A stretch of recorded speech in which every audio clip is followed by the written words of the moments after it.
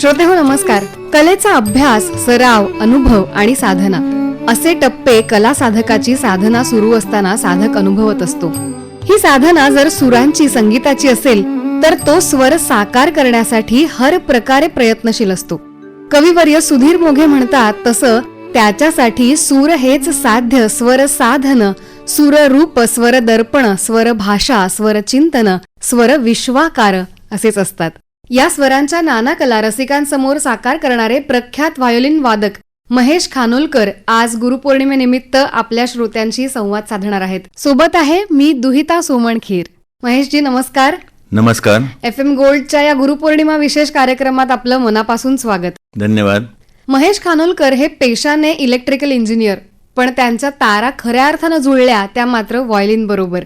अरुण दाते, सुरेश वाडकर ते अगदी आत्ताच्या पिढीतल्या आर्या आंबेकर पर्यंत अनेक ख्यातनाम गायकांना त्यांनी साथसंगत केलेली आहे.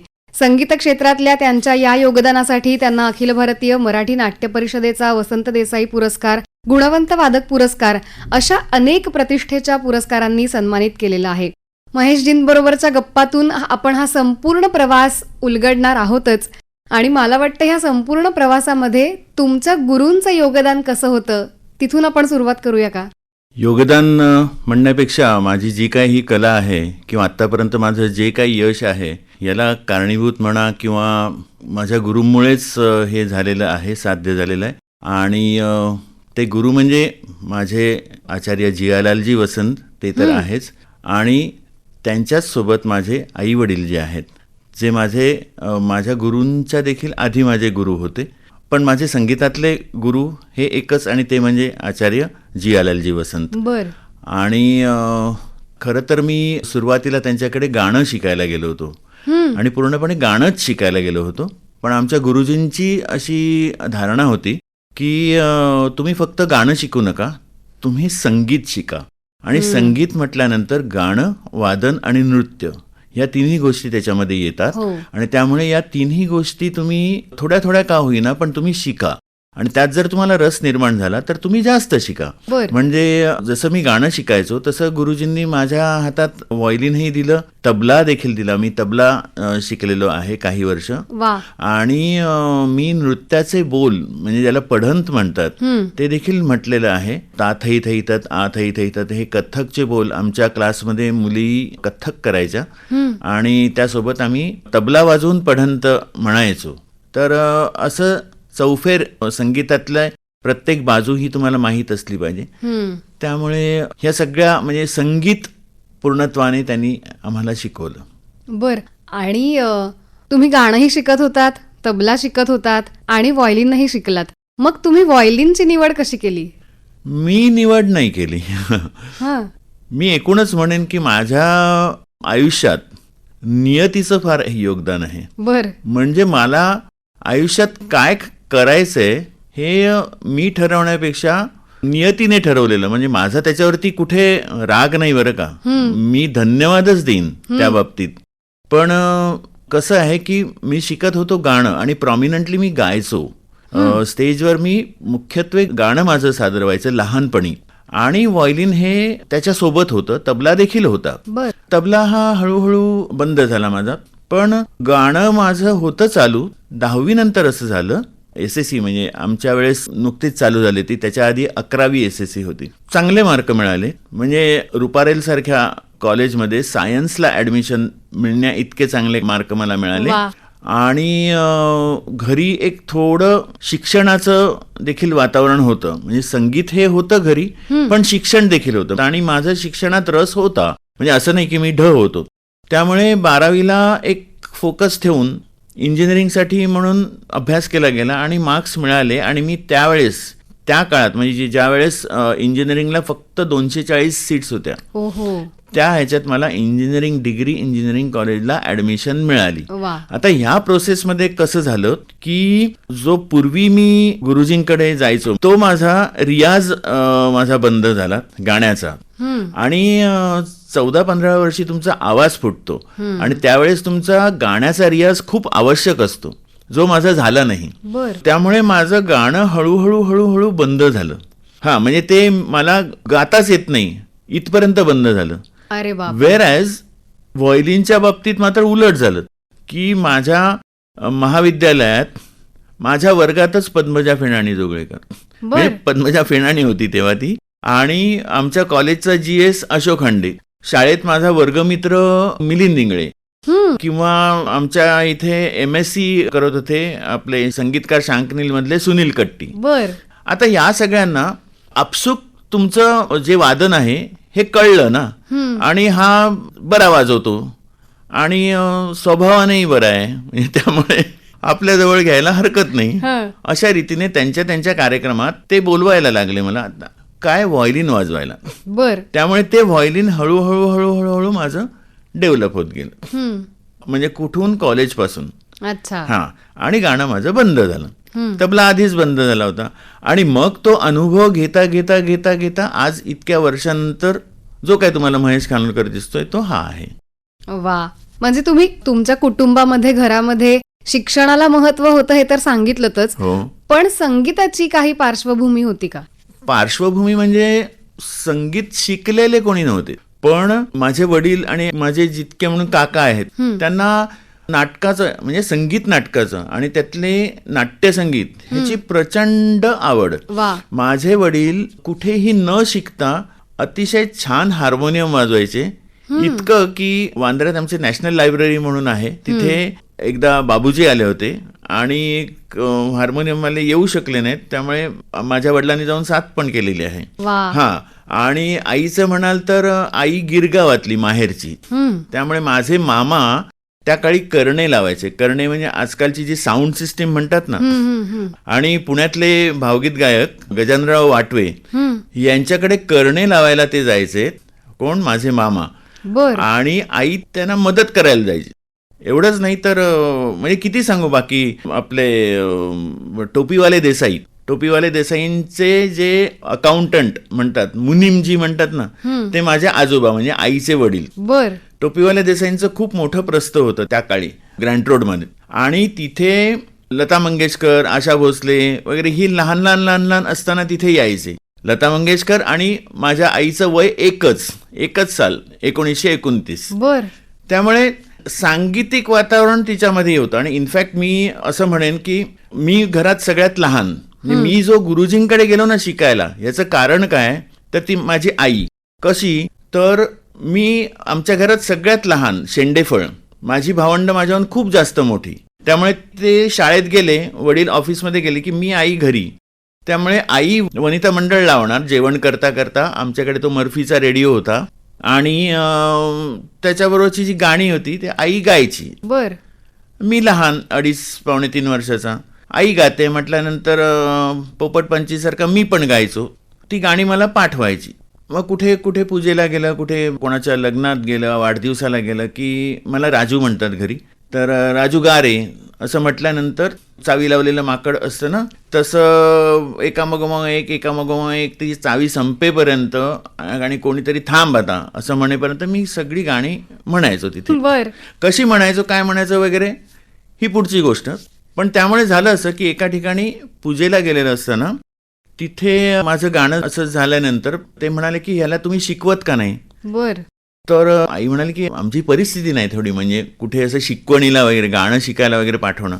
म्हणतो अहो आपल्या घराच्या वांद्र्यातच होते ते पण राहायला, आम्ही पण वांद्र्यातच राहायला, त्यामुळे आपल्या घराच्या अगदी जवळ 5 मिनिटाच्या अंतरावरती एक गुरु आहेत, ते लहान मुलांना मोफत शिकवतात. आणि दुसऱ्या दिवशी मी वय वर्ष 4.5, माझी मोठी बहीण वय वर्ष 10-10.5 आणि माझा मोठा भाऊ वय वर्ष साधारण 11-12 आणि आई, असे 4 जण आम्ही गुरुजींच्या क्लासमध्ये गेलो. आणि तेव्हापासून माझे संगीत शिक्षण चालू झालं. पण ती जी इच्छा होती ना ती माझ्या आईची होती. आणि रोज मला सकाळी 8 वाजता गुरुजींकडे सोडायची रोज. हां, आणि 11 वाजता ती परत मला आणायची घरी. 12 ते 5 माझी शाळा. 5 वाजता घरी आलं की 6 वाजता परत गुरुजींकडे संध्याकाळी. 6 ते 9 परत क्लास. म्हणजे रोजचा किती झाला 6 तास. असं 1ली ते 6वी असं रोज चालू होतं. आणि शनिवार रविवार क्लासचे कार्यक्रम आणि आमचे गुरुजी हे आमच्यासाठी ते संत पुरुष का आहेत. तर एकतर आम्हा सगळ्या लहान मुलांना त्यांनी मोफत शिक्षण दिलं, ही पहिली गोष्ट. पण 4.5 वर्षाचा असताना मी त्यांच्याकडे गेलो आणि एक 3 महिन्यांनी त्यांनी माझ्या आईला सांगितलं की कल आप चर्चगेट में एक हॉल है, वहाँ पे आप आइए, हमारे क्लास का एनुअल फंक्शन है, महेश को लेके आइए आप और थोड़ा अच्छा कपड़ा पहन के लाइएगा क्योंकि बड़े बड़े लोग वहाँ पे आएंगे. हां, तर ते ॲन्युअल फंक्शन जे असायचं ना, तिथे मोठमोठे इंडस्ट्रियलिस्ट यायचे, त्या सगळ्या त्या लहान मुलांचा परफॉर्मन्स बघायचे आणि क्लाससाठी देणगी द्यायचे. त्या देणगीवरती क्लास चालायचा. त्यामुळे आई मला घेऊन गेली तिथे. आम्ही प्रेक्षकात बसलोय. कार्यक्रम सुरू होण्याच्या 5 मिनिटं आधी एक क्लासमधला मुलगा आला, म्हणाला गुरुजींनी महेशला स्टेजवर बोलवलंय. मला गुरुजींनी स्टेजवर नेलं आणि जो पडदा उघडला तिथे मध्यभागी मी बसलो होतो. म्हणजे आईला दरदरून घाम फुटला. मला ते धड आठवतही नाही. आज माझ्या भावांनी, आईने वगैरे जे सांगितलं मला कधी स्टेज फिअर वगैरे असं कधी नव्हतं लहानपणी. आता पण स्टेज फिअर ॲज सच नाही. तो माझा पहिला परफॉर्मन्स वय वर्ष 4 म्हणजे 3 महिन्यात गुरुजींनी माझ्याकडून राग भूप 5 मिनिटं गाऊन घेतला. तर हे एखादा जादूगार किंवा संत महापुरुषच करू शकतो की नाही. तर ते माझे गुरुजी हे तसे होते आणि माझ्या आईचं कॉन्ट्रीब्युशन जे आहे हे असं आहे माझ्या आयुष्यात. म्हणजे आपण कायमच असं म्हणत असतो की आई ही आपली पहिली गुरु असते. म्हणजे या दोन्ही गुरूंचं तुमच्या आयुष्यातलं किंवा तुमच्या सांगीतिक कारकिर्दीमधलं सुद्धा योगदान आहे. तुम्ही इलेक्ट्रिकल इंजिनियर झालात आणि त्याच्यानंतर बृहन्मुंबई महानगरपालिकेमध्ये नोकरी सुद्धा केलीत तब्बल 32 वर्ष. आणि मग ही नोकरी, गाणं, वादन हे सगळं मग बॅलन्स कसं केलं? बृहन्मुंबई महानगरपालिकेत नोकरी करण्याआधी 2.5 वर्ष मी BACS म्हणजे बॉम्बे सबर्बन इलेक्ट्रिक सप्लाय तिथे होतो आणि त्यांच्यातर्फे मी ओरिसाला गेलो होतो 2 वर्ष. तिथे मी इलेक्ट्रिकल इंजिनिअरिंग म्हणजे त्याचं कन्स्ट्रक्शन, इन्स्टॉलेशन, टेस्टिंग, कमिशनिंग असा 2 वर्षाचा खडतर अनुभव घेऊन परत मुंबईत आलेलो आहे मी. तर मी तिथून ओरिसावरून ते गीतांजली पकडून आलो. रात्री 9:30 वाजता गीतांजली पोहोचते दादर स्टेशनला. माझ्या बॅगा घेऊन खाली उतरतोय तर माझे 2 मित्र मला तिथे दादर स्टेशनला समोरच आले होते ते आणि म्हणाले उद्यापासून आपली रिहर्सल चालू होतोय आणि 1 महिन्यात आपण आपल्या मराठी भावगीतांचा एक कार्यक्रम लॉन्च करतोय. बर. आणि इथे मी आलो होतो ते पण नोकरी लागली होती ती बृहन्मुंबई महानगरपालिकेत सब इंजिनियर म्हणून. बर. हां, आता सांभाळली कशी म्हटल्यानंतर त्याला अनेक कारण आहेत. एकतर तुम्ही जर स्वतःला व्यवस्थित मॅनेज केलं, तुमचे दिवसाचे 24 तास जर तुम्ही मॅनेज केलेत तर तुम्ही हे करू शकता असं माझं मत आहे. बर. हां, कारण माझा कुठलाही कंपू नाही, माझा कुठलाही ग्रुप नाही, सगळे माझेच आहेत, पण मी कुठे अडकून राहत नाही. बरोबर. प्रोफेशनलिझम ही गोष्ट मी खूप मानतो आयुष्यात, की तुम्ही एखाद्या ग्रुपसाठी जर काम करतात तर जोपर्यंत तुम्ही तिथे काम करता तोपर्यंत तुम्ही त्या ग्रुपचे असता. तुम्ही बाहेर गेल्यानंतर तुम्ही कशालाही इमोशनली चिकटून राहू नका. म्हणजे हे सगळे माझे प्रोफेशनल फ्रेंड्स आहेत. हे एक बाउंड्री लाईन कुठल्याच बाबतीत तुम्ही क्रॉस करायची नसते. तसंच तुम्ही नोकरीत देखील तुमचा साहेब आहे, तो तुमच्या त्या गेटच्या बाहेर पडेपर्यंत तुमचा साहेब आहे, त्यानंतर तो तुमचा साहेब नसतो. घरी जाऊन तुम्ही त्याला फोन करायचा नसतो, काय साहेब काय म्हणताय, आमच्याकडे थोडं लक्ष द्या, असं मला कधीच करावं लागलं नाही. इनफॅक्ट मला उमेदवारीच कधी करावी लागली नाही. तुमचं नाणं जर खणखणीत असेल ना तर दोन्हीकडे मी बृहन्मुंबई महानगरपालिकेत देखील एक अभियंता म्हणून व्यवस्थित काम करून तिथे माझा ठसा उमटवलेला आहे. सायमल्टेनियसली तुमचं इंजिनिअरिंग आणि म्युझिक ह्याच्यामध्ये तुमचं ब्रेन थिंकिंग जेव्हा चेंज होतं ना, इट्स ऑलरेडी अ रिलीफ. बरोबर. तुमच्या माइंडला तो रिलीफ असतो. म्हणजे मी इथून तिथे गेलो किंवा तिथून इथे आलो तर दोन्हीकडे तो रिलीफ आहे. बरोबर. तो जर तुम्ही व्यवस्थित साधला तर तुम्हाला ते करता येणं शक्य आहे. पण तरी आमच्यातली काही लोक त्याला तारेवरची कसरत असे म्हणतात. अरे बापरे.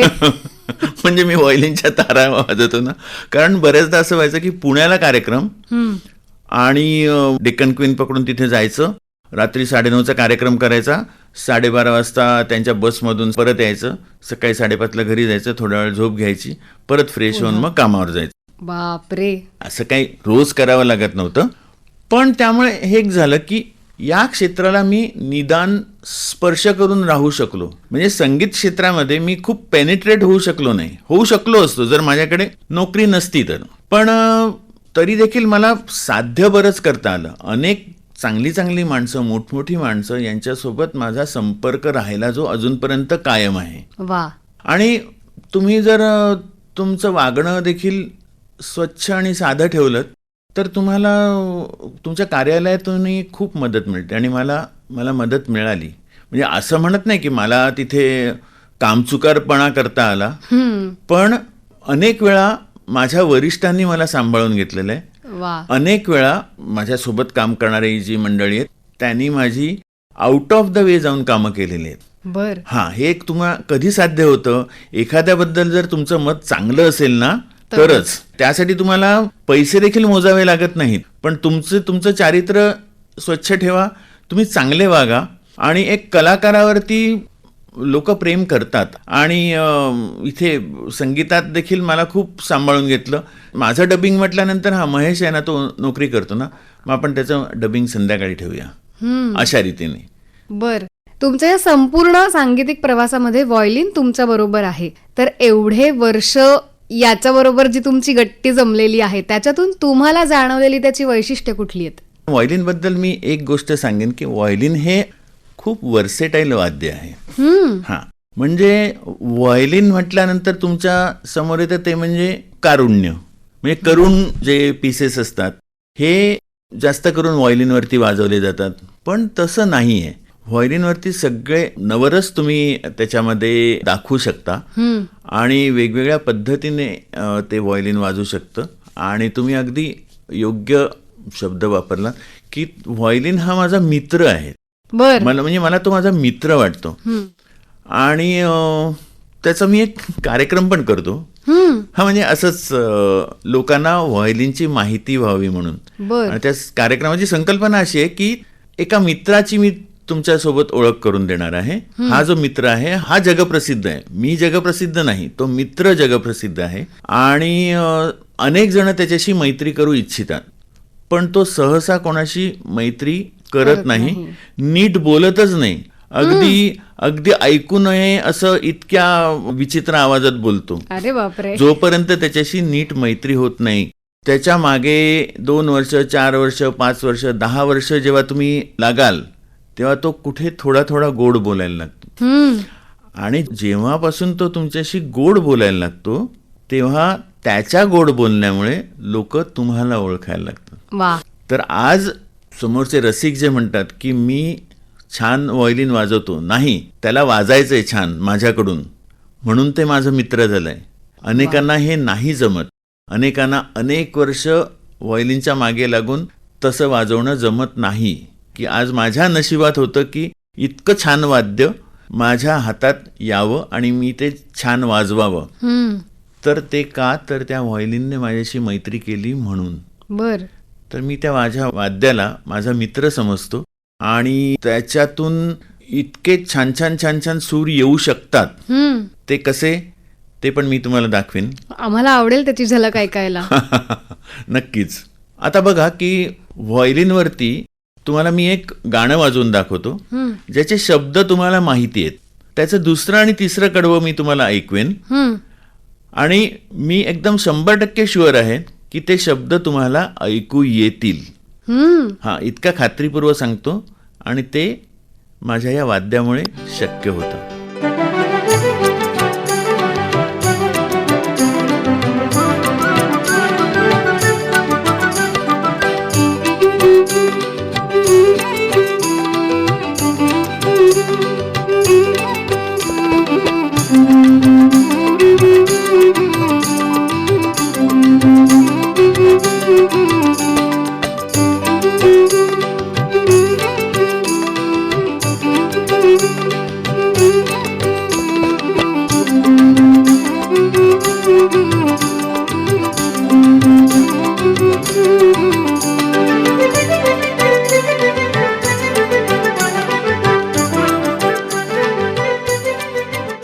आहा, सुंदर. व्हायोलिन बद्दल बोलत असताना एक गोष्ट अशी प्रकर्षाने जाणवते की हिंदुस्थानी शास्त्रीय संगीताचा जर आपण विचार केला तर तिथे आपल्याला व्हायोलिन दिसत नाही फारसं, जे कर्नाटक संगीतामध्ये आपल्याला प्रामुख्याने दिसतं. पण बॉलिवूड असेल किंवा अगदी मराठी चित्रपट किंवा भावगीतांमध्ये सुद्धा मोठ्या प्रमाणावरती व्हायोलिनचा वापर केला गेला. तर याच्या मागे काय कारण असू शकतं असं वाटतं तुम्हाला? असं मी म्हणणार नाही की म्हणजे फक्त दाक्षिणात्य संगीतात किंवा कर्नाटकी संगीतात जास्त वापर केला. आपले उत्तर भारतीय शास्त्रीय संगीतात देखील व्हायोलिनचा वापर झालेला आहे आणि व्हायोलिनचा वापर इतका वेगवेगळ्या प्रकारे आपल्या भारतीय संगीतात झालेला आहे. याचं कारण खूप महत्त्वाचं आहे की आज त्या वाद्याला फ्रेट्स नाहीत. फ्रेट्स म्हणजे काय की आपण गिटार किंवा मेंडोलिन वगैरे आपण जर बघितले तर त्याला अशा त्याच्या त्या फिंगरबोर्डवरती तुम्हाला रेषा रेषा रेषा दिसतात. म्हणजे नेमकं कुठे बोट ठेवल्यानंतर कुठला सूर वाजेल हे पक्क असतं की म्हणजे त्या ठिकाणी जर तुम्ही ते बोट ठेवलं तर तो सूर वाजणार. त्याच्या पुढच्या रेषेच्या आधी तुम्ही बोट ठेवलं तर तो पुढचा सूर वाजणार. पण या दोन सुरांच्या मधल्या ज्या फ्रिक्वेन्सीज आहेत ना ह्या याच्यामध्ये वाजू शकत नाहीत. म्हणजे ज्याला आपण मींड म्हणतो. आणि मींड ही आपल्या भारतीय शास्त्रीय संगीताचा एक मुख्य भाग आहे. म्हणजे शास्त्रीय संगीतात म्हणजे गायक म्हणा किंवा वादक म्हणा हे मींड ही घेतच असतो. म्हणजे एका सुरावरून दुसऱ्या सुरावर जाताना मधल्या ज्या फ्रिक्वेन्सीज आहेत ज्याला आपण सूर नाही म्हणू शकत पण त्या देखील त्याला असं स्पर्श करून पुढे जा म्हणजे स्लाइड ज्याला म्हणतात ना तर तो हे फक्त व्हायोलिनवरती शक्य आहे. म्हणजे जसं सारंगी किंवा सरोद किंवा सतारीत ती तार खेचून वगैरे मींड घेतली जाते तर हे फक्त व्हायोलिनवरती शक्य आहे. म्हणून आपल्या भारतीय शास्त्रीय संगीतात सगळ्या प्रकारच्या म्हणजे आज ओडिसी नृत्यात देखील प्रॉमिनंटली व्हायोलिन वापरलं जातं. तसंच तुम्ही गझल घ्या किंवा ठुमरी घ्या, तुम्ही नाट्यसंगीत घ्या, नाट्यसंगीतात देखील ऑर्गन बरोबर व्हायोलिन वापरलं जातं. आणि हिंदी किंवा मराठी भावगीतात किंवा चित्रपट गीतात व्हायोलिनचा वापर म्हणजे एकल व्हायोलिन म्हणजे ज्याला सोलो आपण म्हणतो ते आहे.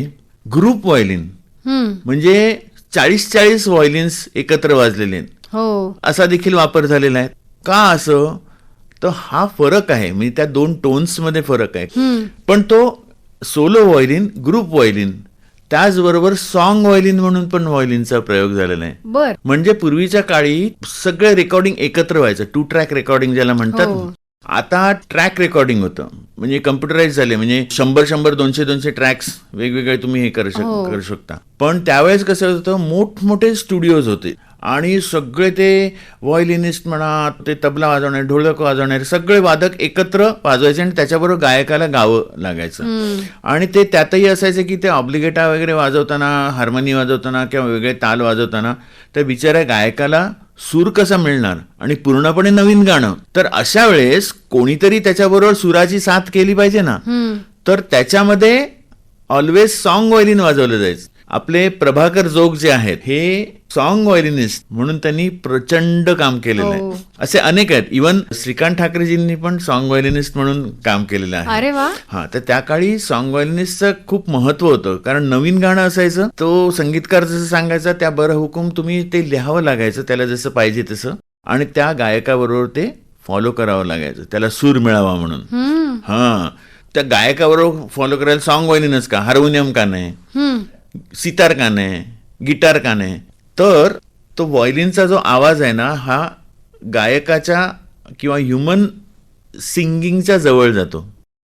हा तर त्यामुळे तो त्याच्यासोबत मर्ज होतो म्हणून ऑलवेज त्याच्यासोबत व्हायोलिन वाजवलं जातं. आता तुम्ही बघा song violin, solo violin, group violin असे किती उपयोग आहेत. हा हे माझं वाद्य आहे आणि त्याच्याकडून हे असे मग मी म्हणालो की हे वर्सेटाईल वाद्य आहे ते यासाठी. वा. या व्हायोलिनमुळे आणि तुमची जसं मगाशी तुम्ही म्हणालात की त्याच्याशी तुमचं मैत्र जुळलंय. तर या तुमच्या मैत्रीमुळे अनेक ख्यातनाम दिग्गज व्यक्तींशी तुमचा संपर्क आला आणि त्यांच्याबरोबर काम करायची संधीही मिळाली. तर श्रीनिवास खळे यांची गाणी व्हायोलिनवरती वाजवण्यासाठी सुद्धा तुम्हाला खूप नावाजलं गेलंय आणि खळे काकांबरोबर तुमचा खूप छान संपर्क सहवासही होता. तर आम्हाला त्या आठवणी ऐकायला आवडतील. खरं तर तो जो अल्बम केला होता मी 2006 साली ही खळे साहेबांचीच इच्छा होती. खळेसाहेबांकडे मी 1991 पासून मी वाजवायला लागलो. बर. श्रीनिवास खळे संगीत रजनीमध्ये आणि नंतर काही रेकॉर्डिंग्समध्ये पण त्यांच्यासोबत वाजवलं.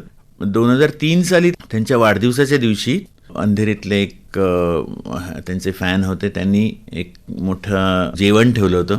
तिथे खळेसाहेब आले होते, पाडगावकर साहेब आले होते वा. आणि खळे रजनीत गाणारे आणि त्यांचे शिष्य गण पण तिथे आले होते आणि ते एक एक एक एक गाणं त्यांना ऐकवत होते. खळेंचंच गाणं त्यांना एक गिफ्ट म्हणून ते गाणं ऐकवत होते. वा. आणि मी, कमलेश भडकमकर आणि जगदीश माईकर असं तिघजण आम्ही कॉमन वादक होतो आणि एक एक गात आहेत. अजित परब, शिल्पा पै, माधुरी करमरकर वगैरे वगैरे. काही गाणी झाल्यानंतर मी कमलेशला म्हटलं की मला पण त्यांना गिफ्ट द्यावं असं वाटतंय, मी पण एक गाणं वाजवणार. हा. आणि मी एक गाणं वाजवलं. कुठलं गाणं होतं ते? ते होतं वेगवेगळी फुले उमलली. ते ओहो, ते गाणं वा. होतं आणि आवडलं त्यांना. तर मला म्हणाले की पाडगावकर आलेत, त्यांचं एक गाणं ऐकव. हां, करून माझ्याकडनं त्यांनी श्रावणात घननिळा हे गाणं आहा. वाजवून घेतलं. आणि नंतर जेवताना मला म्हणाले की तू माझ्या गाण्यांचा अल्बम कर.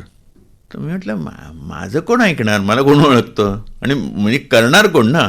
ते रेकॉर्डिंग करावं लागतं, त्याच्यावर खर्च करावं लागतं, ते मार्केट करावं लागतं. नाही नाही कर, आपण बघू काहीतरी. आणि त्याने मला 18 गाणी काढून दिली. तर म्हटलं 18 गाणी काय एका अल्बममध्ये होणार नाही. तर आम्ही ते 10 गाण्यांचा मी अल्बम केला होता. आणि झालं असं की मला म्हणाले की मी येईन रेकॉर्डिंगच्या वेळेस, मी येईन तुला सुपरविजन करायला. तर एवढ्या मोठ्या माणसाला मी कसं बोलवणार सुपरविजनला, कसं बोलवणार, म्हणजे ती खूप धिटाई ठरली असती ना. तर मी, माझी एक मैत्रीण आहे हार्मोनियम वाजवते खूप छान, नीला सोहनी म्हणून, तिने ते सुपरवाईज केलं आणि मी तो अल्बम केला पूर्ण. पुष्कर श्रोत्री वगैरे यांचं मला खूप त्याच्यामध्ये साथ मिळाली, इतरही माझे मित्र. तर तेव्हा 2006 साली ते लोकमत यांच्याकडून त्याचं अनावरण करायचं होतं आणि विनस कंपनी तयार झाली त्याचं मार्केटिंग करायला. तर त्यावेळेचे तत्कालीन मुख्यमंत्री विलासरावजी देशमुख आणि खळेसाहेब यांच्या हस्ते त्याचं अनावरण करायचं असं ठरलं एका समारंभात. बर. तर मला म्हणाले तू काय वाजवलंयस मला माहित नाही, तू मला बोलवलं नाहीस सुपरविजनच्या वेळेस. तर मी म्हटलं की ठीक आहे, मग आपण असं करूया, म्हटलं मी तुम्हाला ती सगळी गाणी ऐकवतो मी वाजवली ती. तुम्ही जर असं म्हणालात की ही तू नाही बरोबर वाजवलीस तर त्या कार्यक्रमातलं अनावरण रद्द. तर दुसऱ्या दिवशी त्यांचं एका ठिकाणी रेकॉर्डिंग होतं. तर मी घेऊन गेलो होतो माझी CD. म्हणाले की तू सगळी 10 गाणी ऐकू नकोस, ही 2 गाणी ऐकव करून माझ्याकडनं त्यांनी त्या CD मधली 2 गाणी ऐकली.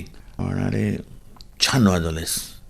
वा. तर म्हणे ही 2 गाणी तू छान वाजवलीस ना, मला इतर गाणी ऐकण्याचं काय आवश्यकता नाही, तू रिलीज कर म्हणे. ती कुठली गाणी होती? आणि ते एक होतं बगळ्यांची माळ फुले. ओहो. आणि दुसरं होतं आशा भोसलेंनी गायलेलं पाण्यातले पाहता. वा. हां, तर मी तुम्हाला त्यातलं ना पाण्यातले पाहता आहे ना, हे गाणं एकच कडवं ऐकवतो, चालेल? नक्की नक्की आवडेल आम्हाला ऐकायला. दुसरं कडवं मी ऐकवतो, कारण ते दुसरं कडवं ना ते सुरांमध्ये इतकं फिरतं की ते गाणं पण कठीण आहे आणि वाजवणं पण खूप कठीण आहे, पण जमलंय थोडंफार. ऐका तुम्ही. नक्कीच.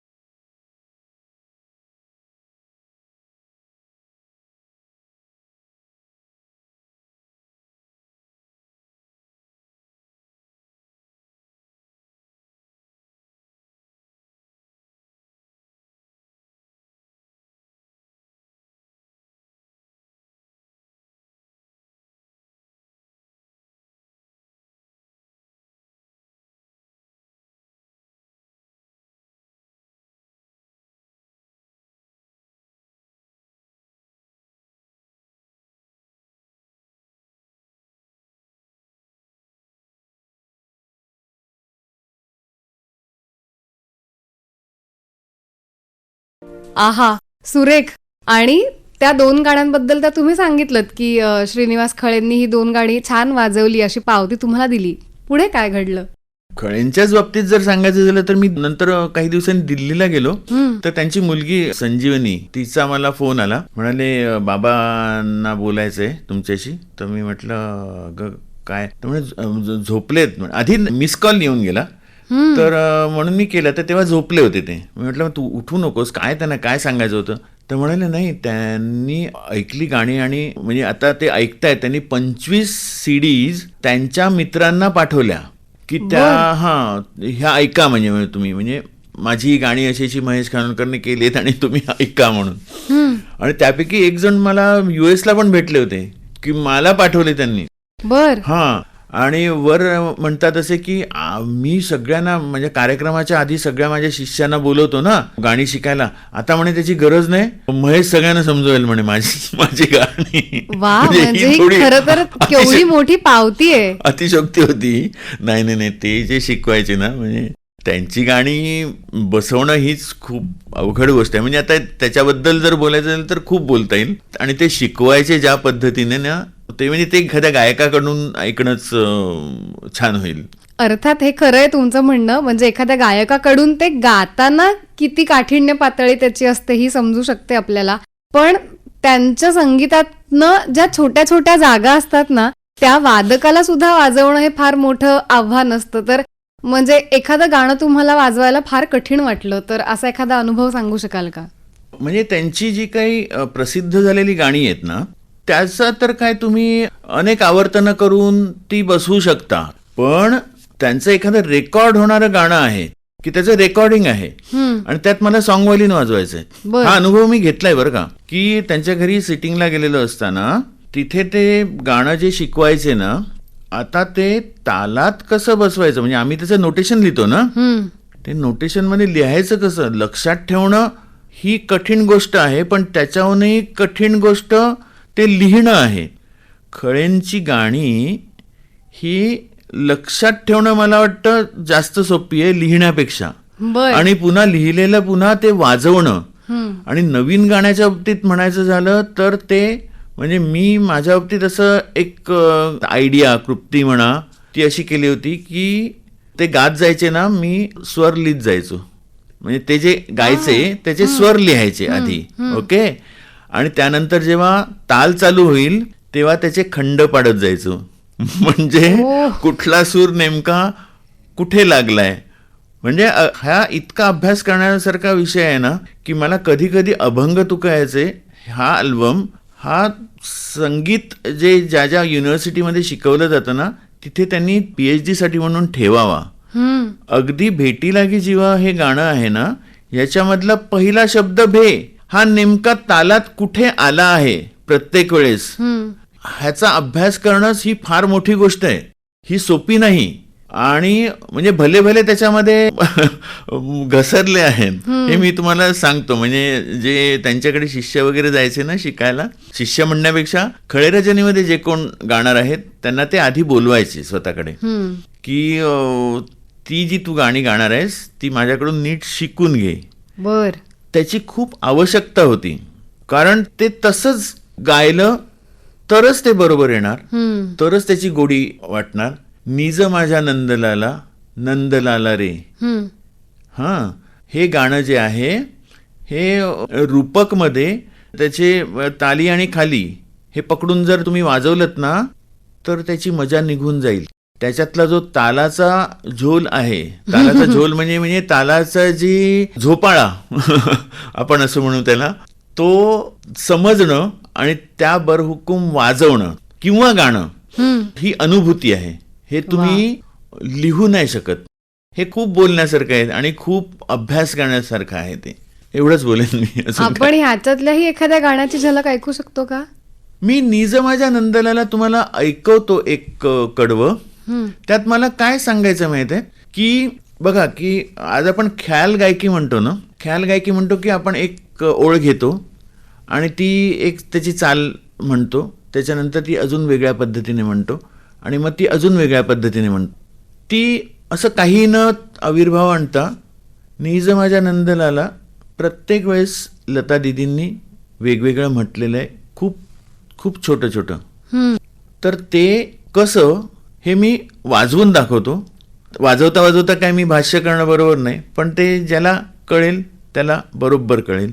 खळे साहेबांचा किंवा खळे आणि लता दीदी हे जे कॉम्बिनेशन आहे ना, हे देखील परत तसंच आहे की एखादी ख्याल गायकी तुम्ही खुलवल्यासारखं आहे ते. तर हे वा. तुम्ही आपण निज माझ्या नंदलाला हे गाणं ऐकू. मी तुम्हाला एक कडवं ऐकवतो.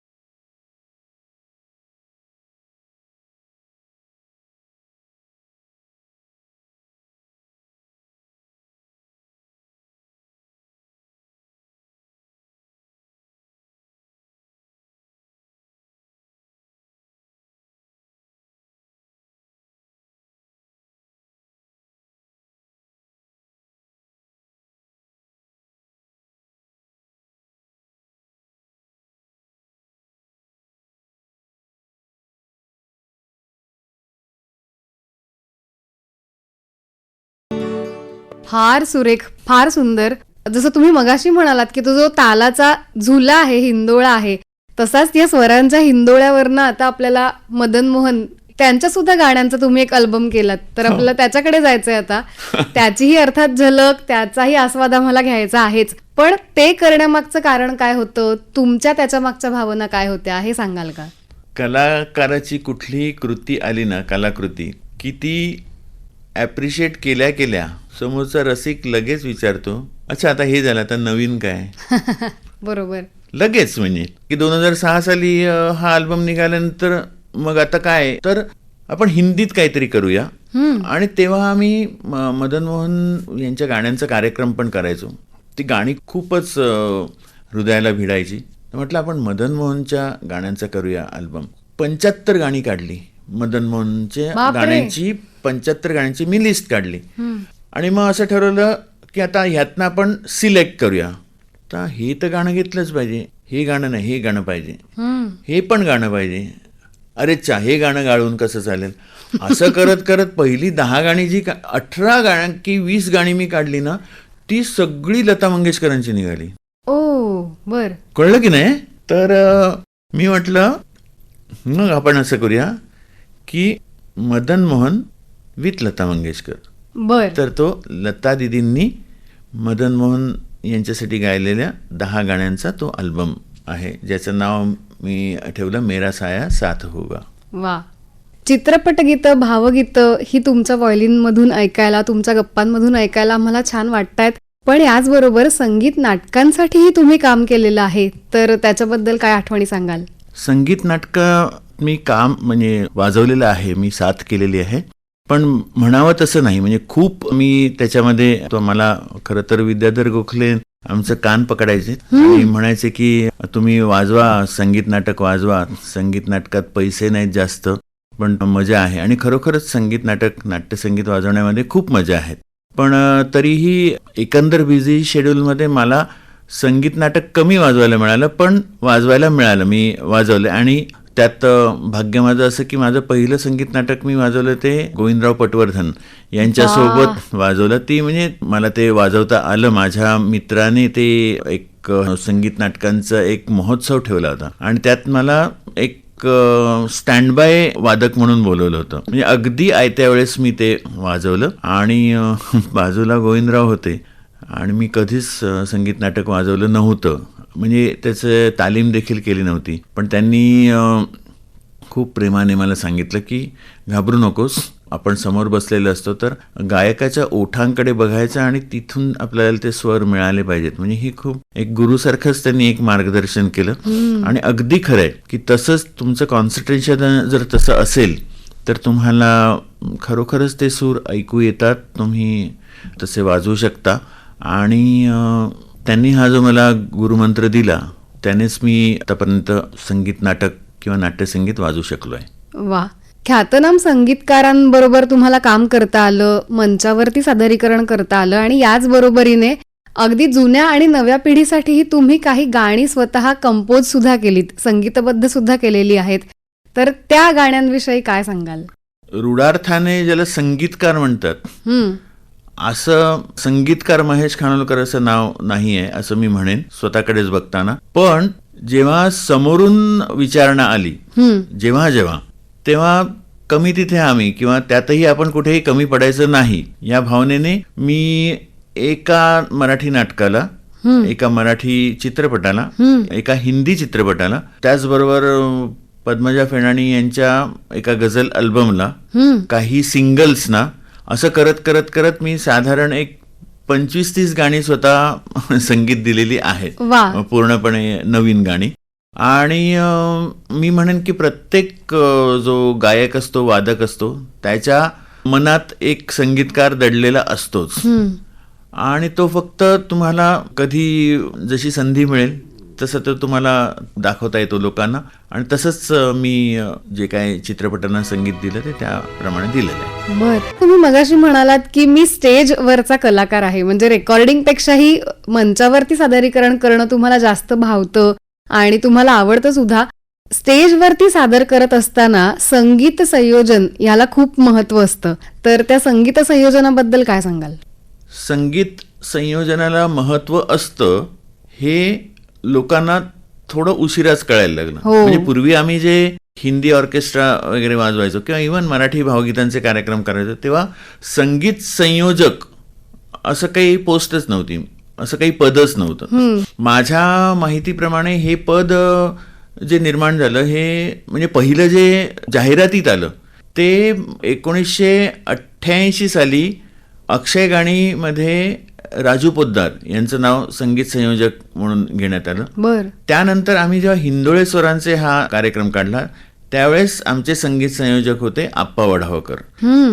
तर राजू पोद्दार, राजू देखील माझा मित्र, आप्पा वढावकर तर ते गुरुस्थानीच आहेत, पण राजू जे संगीत संयोजन करत होता आणि आप्पा वढावकर जे संगीत संयोजन करतात याच्यामध्ये खूप फरक आहे. बर, आणि कसं असतं की त्याआधी कधी संगीत संयोजक नव्हता, त्यामुळे कसं व्हायचं की ते म्युझिक पीसेस कोणी कुठलेही वाजवायचे, त्याच्यामध्ये एक शिस्तबद्धता नव्हती, तिथे कोण एक लीडर नव्हता, स्टेजवरती कोणी लीडर नसायचा. आप्पा वढावकरांनी अवेलेबल जे रिसोर्सेस असतात, तुमच्या स्टेजवर काय अख्खा ताफा नाही येऊ शकत, बरोबर, 40 व्हायोलिन्स, संतूर, सारंगी, सरोद वगैरे असे वादक नाही येऊ शकत ना. तर तुम्हाला जे अवेलेबल रिसोर्सेस असतात, बासरी असते, व्हायोलिन असतं, गिटार असते आणि तबल्याला अजून काही जे वादक, रिदम साईडला जे वादक असतात त्यांना, तर त्यांच्याकडून बेस्ट काम करून घ्यायचं. मग ते पीसेस कोणाकोणामध्ये कसे कसे डिस्ट्रीब्यूट करायचे, एक साधारण गाण्यांचा क्रम ठरवायचा.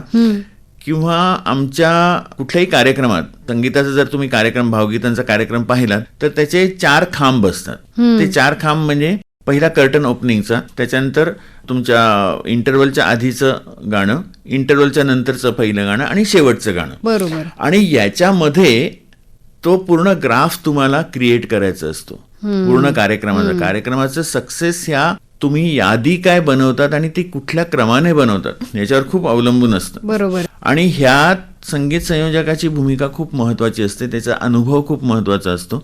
आणि मग ते कर्टन ओपनिंग तुम्हाला एखादं जर म्युझिक द्यायचं असेल किंवा कर्टन क्लोजिंगला तुम्हाला एखादं म्युझिक द्यायचं असेल तर ते सगळं संगीत संयोजक ठरवतो. पुन्हा तिथे गाणं अनाऊन्स झाल्यानंतर त्याचं टायमिंग देणं गाण्याला, म्हणजे आपण ते 1 2 3 1 2 3 4 वगैरे असं जे म्हणतो ना, ते त्याची लय काय असावी, त्याचं टायमिंग काय असावं, ते टायमिंग नेमकं कोणाला द्यायचं आहे, पीस कोणापासून चालू आहे, त्याचे सगळ्याचे नोटेशन्स काढणं, ह्या सगळ्या गोष्टी हा संगीत संयोजक करतो. आणि हे माझ्या अंदाजाप्रमाणे हे आप्पा वडावकरांनी हिंदोळे सरांचे पासून करायला सुरुवात केली. बर. नंतर अनेकांनी केली, की त्यापूर्वीही काही लोकांनी केलं असेल, पण तेव्हा त्यांना संगीत संयोजक ही पदवी मिळालेली नव्हती.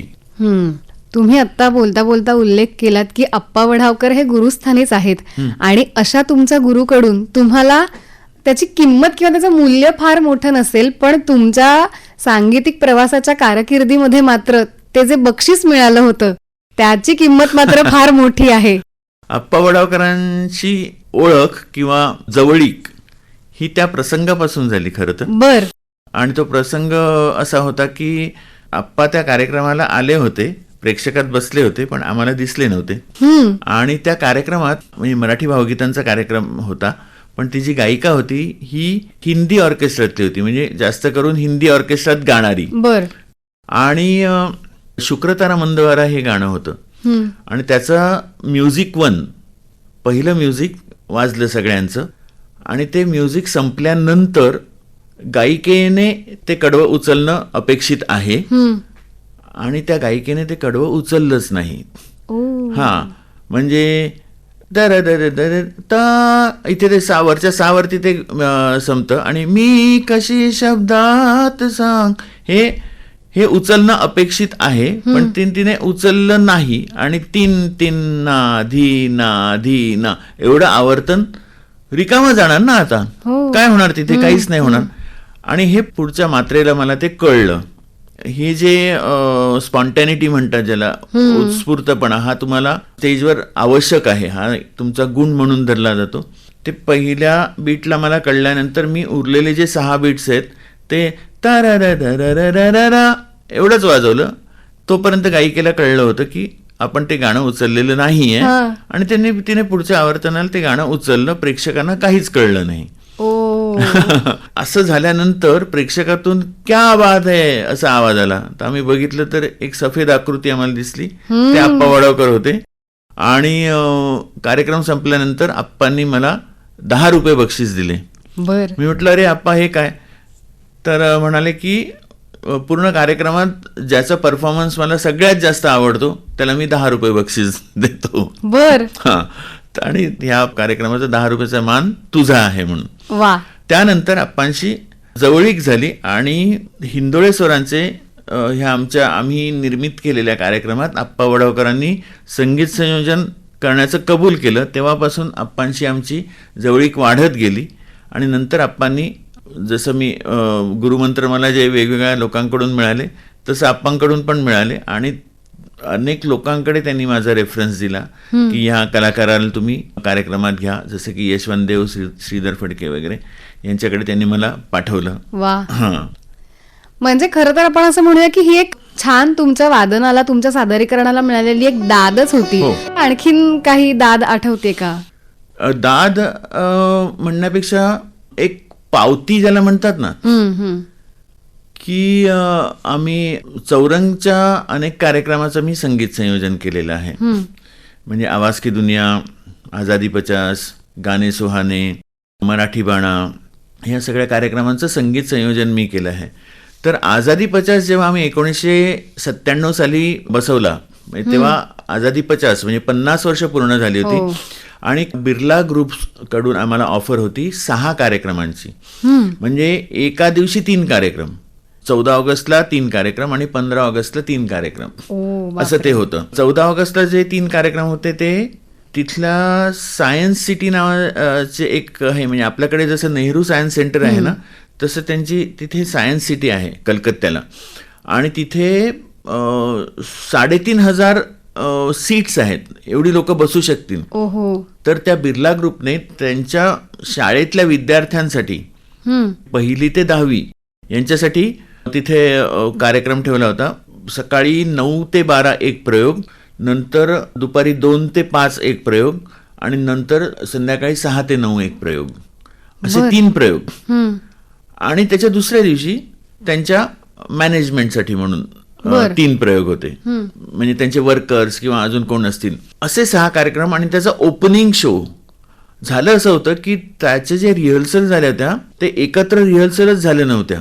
म्हणजे त्या तुम्ही जर आझादी 50 जर बघाल किंवा आता आझादी 75 झालंय ते, त्याच्यामध्ये गाणी आहेत, त्याच्यामध्ये म्युझिक आहे, त्याच्यामध्ये डान्स आहे, त्याच्यामध्ये ऍक्टिंग आहे, त्याच्यामध्ये व्हिडिओग्राफी आहे, त्याच्यामध्ये लाइटिंगचे वेगवेगळे प्रयोग आहेत. तर ही वेगवेगळी डिपार्टमेंट्स होती. त्यांना अशोक खंडेंनी वेगवेगळी कामं दिलेली होती आणि ती तसं स्क्रिप्टच्या हिशोबाने ते चालत होते. पण एकत्र रिहर्सल झाली नव्हती बर त्याची. आणि पहिलाच जो कार्यक्रम प्रयोग झाला आमचा तो 3.5 तास झाला. मग ते त्याच्या आधी एक गोष्ट सांगायची राहील, ते स्क्रिप्टवरती वर्क करायला किंवा त्याला अशोकला मदत करायला स्वतः भक्तिताई होत्या, भक्ती बर्वे होत्या. बर. आणि त्याच्या आधी ते आमच्या माणिक मोती कार्यक्रम करत होत्या, तर तेव्हापासून ते आमच्या सोबत होत्या. तर भक्तिताईंचं हिंदी अतिशय छान होतं. म्हणजे उदाहरण द्यायचं झालं तर फ हे अक्षर हे हिंदीमध्ये 3 वेगवेगळ्या प्रकारे बोललं जातं, हे ते अशोकला त्या सांगायच्या. म्हणजे बर. तर ते अशोकला मदत करायला त्या तिथे होत्या आणि त्या कलकत्त्याला देखील आल्या होत्या तिथे. बर. पहिला प्रयोग 3.5 तास झाला. नंतरचा प्रयोग आता अशोक म्हटलं 3.5 तास म्हणजे खूप जास्त झाले ना, तर तो कमी केला पाहिजे कारण अशोक आयत्या वेळेस इथे सगळे चेंजेस करायचा. हे नको, हे कट करा, हे निवेदन कट, हे गाणं कट, हे एकच कडवं होईल वगैरे वगैरे वगैरे. बर. पुढचा प्रयोग 3.25 तास झाला, तरी पण 15 मिनिटच कट झाली. त्याच्या पुढचा प्रयोग परत ते काटछाट वगैरे करून त्याच्या पुढचा प्रयोग 3 तास झाला. म्हटलं ओके बाबा, ही 3 तास झाला ना, अजूनही आपण कट करू, पण आता हा राहू दे, पुढचे 3 दिवस आपण हा असं एडिट केलेला असा ठेवूया म्हणून. असं करून 15 ऑगस्टचा परत 3 प्रयोग झाले. असे 6 प्रयोग सलग करून त्याच्या आधी आम्ही मुंबई ते हावडा ट्रेनने प्रवास करून वगैरे प्रचंड दमलेलो होतो. 15 ऑगस्टला 9ला संपला कार्यक्रम. आम्ही आलो आमच्या रूमवरती, जेवलो आणि झोपलो. म्हणजे आता झोपणार आम्ही, रात्रीचे 11 वाजले होते. झोपण्याच्या थोडं आधी दारावरती टकटक झालं. तो दार उघडला तर भक्तिताई होत्या, आल्या होत्या आमच्या रूमवर. मी आणि माझा रूम पार्टनर होता. म्हटलं भक्तिताई एवढ्या रात्री कशाला आल्या? म्हटलं काय? तर त्यांच्या टिपिकल आवाजात, नाही हो, मी एक जरा तुम्हाला विचारायला आले. तर सगळ्यांना आहोजाव करायचा बरं का, की मला एक विचारायचं आहे तुम्हाला.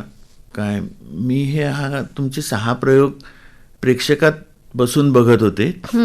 तर तुमचं म्युझिक डिपार्टमेंट आहे, डान्स डिपार्टमेंट आहे, त्याच्यानंतर ॲक्टिंग डिपार्टमेंट आहे, साऊंड आहे, लाईट्स आहेत, मागे व्हिडिओग्राफी आहे. प्रत्येक डिपार्टमेंटचं काही ना काहीतरी चूक झाली. तुमची एकही चूक नाही झाली. ह्याचं कारण काय? ह्या 6 प्रयोगात तुमची एकही चूक झाली नाही, ह्याचं कारण काय? मी त्यांना म्हटलं भक्तिताई, हा प्रश्न आहे की तुमच्याकडून सर्टिफिकेट आहे? वा. तर म्हणाल नाही हो, मी खरंच तुम्हाला विचारायला आले की काय असं तुम्ही केलं की ज्यायोगे तुमचे एकही चूक नाही झाली, म्हणजे अशी सांगण्यासारखी देखील.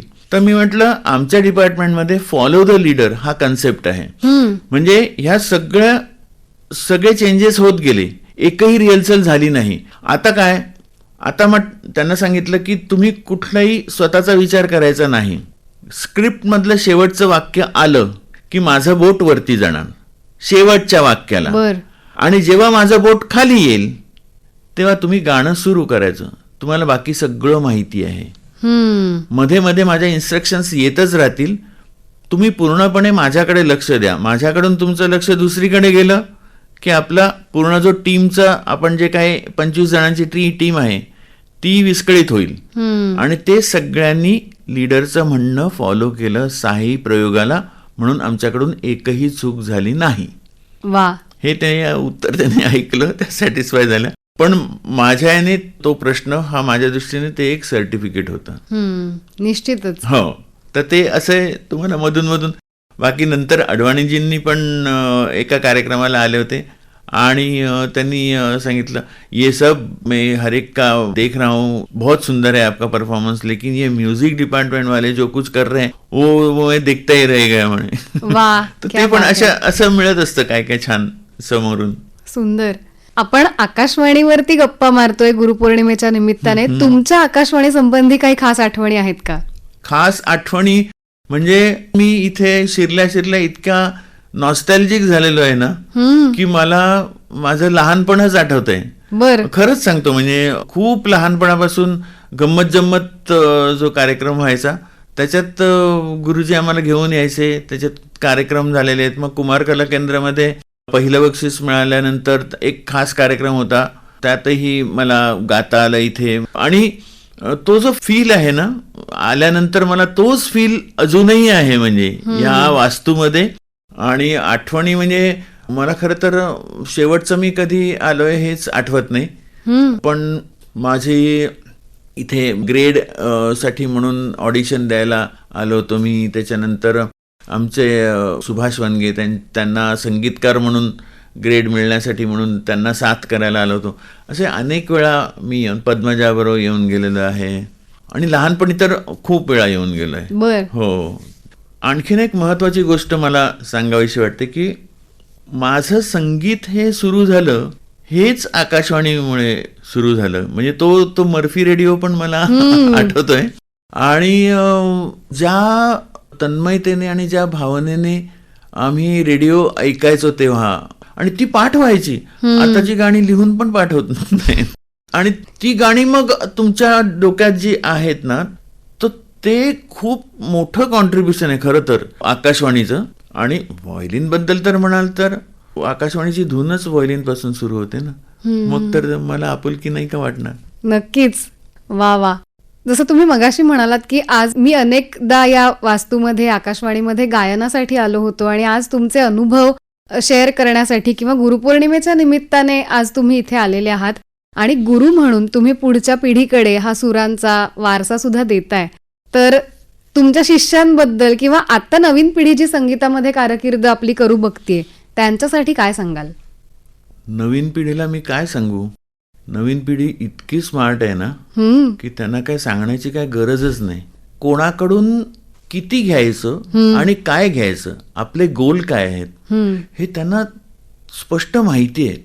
आणि त्यांच्याकडे इतकी दालनं आहेत ना, इतकी दालनं आहेत की कुठल्या दालनातून आपल्याला काय घ्यायचंय हे त्यांना व्यवस्थित माहिती आहे. कुठलीही गोष्ट ना आत्मसात करण्याची त्यांची कॅपॅबिलिटी खूप जास्त आहे. मी तारीफच करेन, कारण त्यांना इतकं पटापट सगळं मिळतंय ना. एकच सांगेन मी की तुम्ही जरा ना तुमचा स्पीड कमी करा. तुमचा जो वेग आहे ना, रॅट रेसमुळे आलेला असेल तो वेग तुमचा तुम्ही कमी करा. कारण सेफ्टीच्या दृष्टीने तो खूप आवश्यक आहे. म्हणजे मी कुठलं कार चालवण्याच्या किंवा धावण्याच्या वगैरे नाही म्हणत आहे. तुमच्या आयुष्याचाच वेग थोडा कमी करा. बर. आणि आपलं आयुष्य आज ना डिजिटल झालेलं आहे. डिजिटल म्हणजे काय, 1010. त्या 1010 मध्ये ना कॉर्नर्स आहेत. ते कॉर्नर्स टोचतात. त्याच्याऐवजी जर तुम्ही, पूर्वी आपलं अॅनालॉग होती सिस्टीम, त्या अॅनालॉग मध्ये गोलाई होती. ती जी गोलाई आहे ना, ती तुमच्या कलेमध्ये आणि आयुष्यातही जर आणलीत तर तुम्हाला काही गोष्टी टोचणार नाहीत. तर मला असं वाटतं, मी जे काय आत्ता बोललोय त्याच्यातला भाव तुम्ही समजून घ्या आणि त्या दृष्टीने जर वागाल तर तुमच्या आयुष्यात तुम्हाला जास्त आनंद मिळेल. सुख महत्वाचं नाही, आनंद हा जास्त महत्वाचा आहे. खूप सुंदर. मला असं वाटतं की हाच क्षण आहे की ज्या क्षणी तुम्ही आयुष्यामध्ये ते वळण यायला हवं हे पुढच्या पिढीला सांगितलेलं आहे आणि आमच्या श्रोत्यांपर्यंत सुद्धा पोहोचलेलं आहे. खूप सुंदर भावलंय आत्तापर्यंत तुम्ही जे तुमचे सगळे अनुभव सांगितले. आज गुरुपौर्णिमेच्या निमित्ताने FM गोल्डच्या सगळ्या श्रोत्यांशी आपण संवाद साधलात. महेशजी, त्याबद्दल तुमचे मनापासून आभार. धन्यवाद. आत्ताच आपण ऐकला गुरुपौर्णिमा विशेष कार्यक्रम. या कार्यक्रमासाठी निर्मिती सहाय्य केलं होतं रोहिणी पाटील हिने आणि सादरकर्त्या नेहा खरे यांच्यासह मी दुहिता सोमणखेर तुम्हा सर्वांची रजा घेते.